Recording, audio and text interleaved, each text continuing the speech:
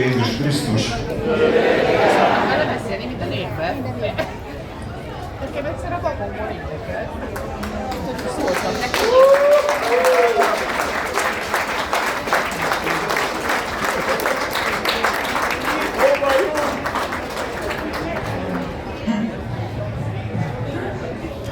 Azért hívtak engem ide, hogy áldást adjak igazából, úgyhogy azt szeretném kérni, hogy imádkozzunk az arándokokért.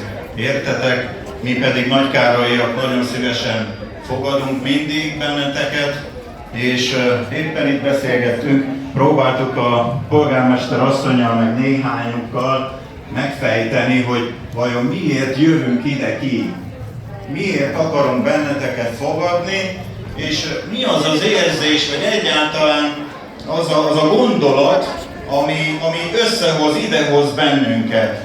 És sok-sok válasz lenne rá, mindenki tudja, úgy gondolom, a saját szívében, lelkében érzi, hogy mi az az egyetlen legfontosabb a sok közül, ami valóban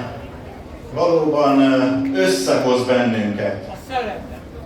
A szeretet is, igen, és lehetne sorolni sokat, talán egyet engedjenek meg, hiszen pünkösd ünnepe van, és abban biztos vagyok, hogy a Szentlélek mindenképpen az első és legfontosabb személy, hogyha lehet így mondani, mint isteni személy, aki egybegyűjt bennünket.